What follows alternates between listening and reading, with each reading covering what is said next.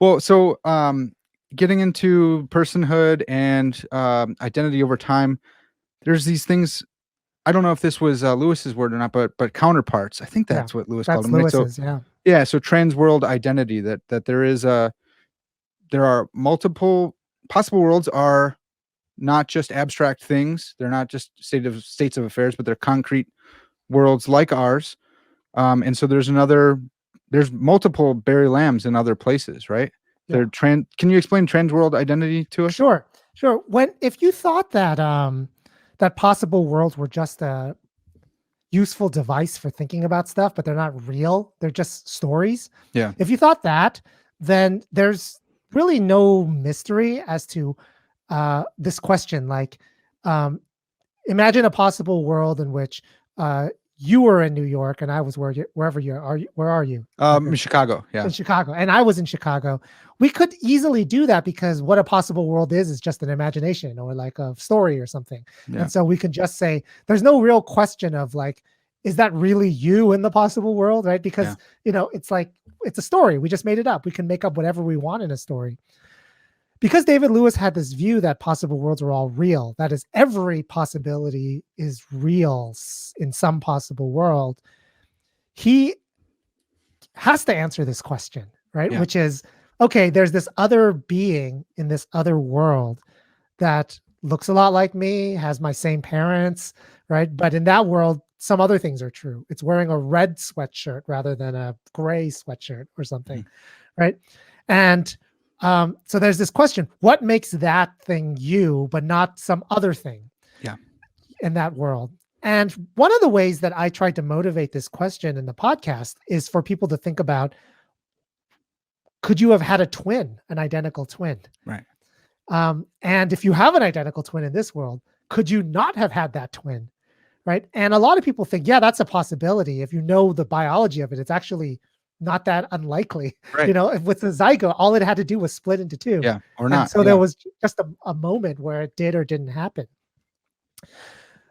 But if you think that that's a possibility, then you really are open to this question. If you thought there was these other concrete worlds, which is, well, in a world in which my zygotes split, which one would be me and which would be my brother? Right? Yeah. Right. And then if you were twins and it didn't split, right, then that's a symmetrical question. Like, Yeah. okay, so there's you and your brother here, but like, which one is the one who survives in the world where it didn't split? Right. Right. And so David Lewis actually had the better answer than people who were not realists about possible worlds. If you thought possible worlds were just made up, then the answer to this question is just make it up.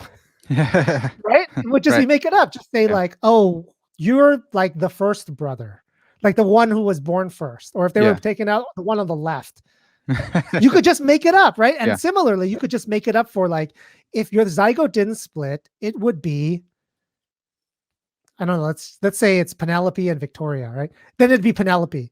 And then Victoria would go, why don't I exist? Yeah. Like, I'm sorry, I just made it up. Yep. I'm sorry, I just made it up. I can make up whatever you want. Yeah. But if you're of this like mindset, actually, I don't think you can make it up. I don't think you could just say one way or the other. You just can't, like, either way, you could say it's Penelope. No, it's Victoria. Both sound wrong, right? It's just like, it sounds wrong, right? Well, you could say it's neither. Yeah. Right. Or you could say it's both. Now, both you can't say, right? Because it's contradictory, or because it's contradictory, right? Yeah. Because then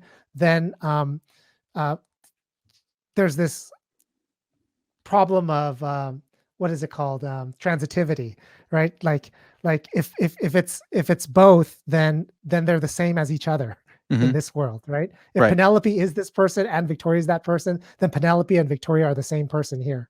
Yeah, but they're not the same person. They're twins. They're brother and sister. They're sister and sister. Yeah. Okay. So David Lewis's response is that, oh, it's got to be neither, right?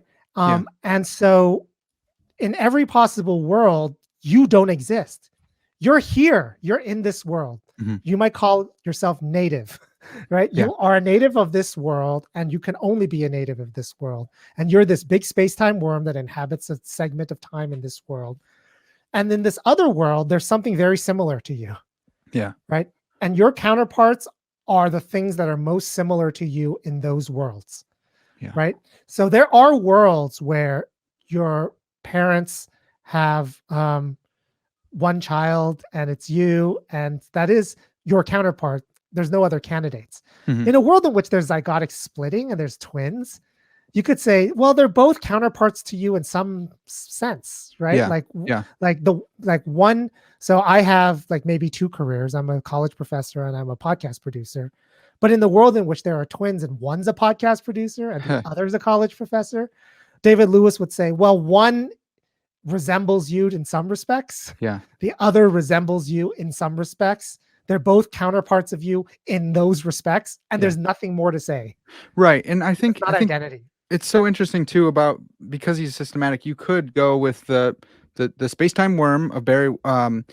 It's not just like the choices that you're making right now, but over time. So one might be way closer to you because of, you look at the full history, look at the four-dimensional Barry of this universe and Barry 2 in the closest possible universe. So there's much more to compare.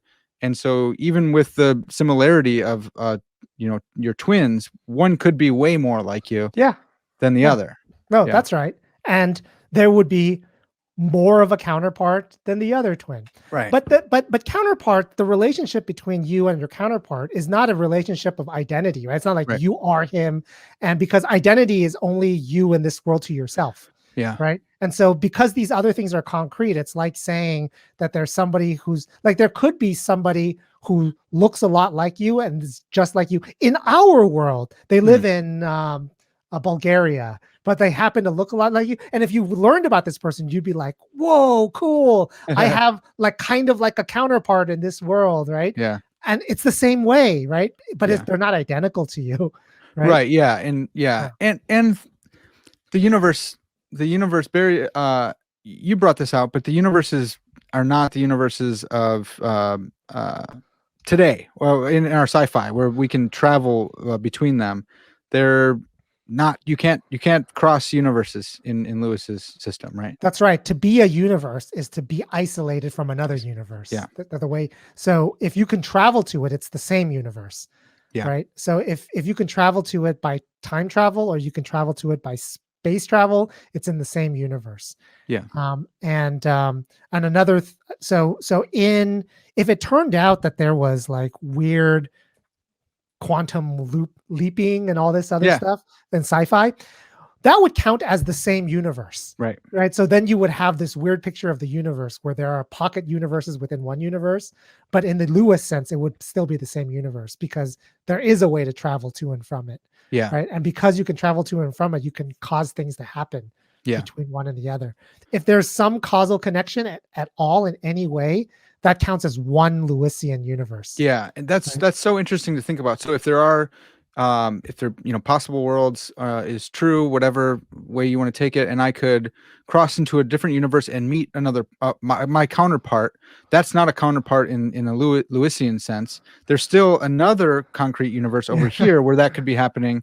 That's and right. so there's like different types of counterparts, and Lewis says no causal interaction. That's right. That's right. And so like after Lewis passes away, then you get like second generation metaphysicians who like start making sense of that, right? Yeah. So like second generation metaphysicians start thinking about counterparts, start thinking about counterparts much closer to home. They start saying, well, what Lewis called counterparts is actually me and my future self. Like they start thinking of the self as counterparts rather than a worm. So they don't think of it like the way that Lewis did. Oh, right. Yeah. Yeah. Yeah. Yeah. Did Armstrong talk that way? I don't know. I'm not a big enough Armstrong scholar. Yeah, me neither. I need to get into him more. I learned about this in class, and I should have it up. But I remember maybe Alyssa Ney talking about that in her book, that there's the people have come on and added, and so you segment. Yeah, it's so interesting, so fascinating. If that's the case, though, it seems like there's never any you, because it's not David Lewis, right? There's no me. Yeah. Oh, you are just an instantaneous thing in existence, and then a second later it's no longer. Right. And that's like, that might be the Buddhist view of the self. Oh, okay. Right. Yeah, that might be Derek Parfit's view of the self. I'm not sure. there are people in metaphysics who go the other way too, who Yep. start thinking that in other worlds they're not counterparts, rather they're part of your worm, right? So like so it's no longer a worm, it's more like a spider, or it's Yes. more like a Yeah. Right. right, it's Right. more like it's not even a spider. Like what would you call it? Like a a net?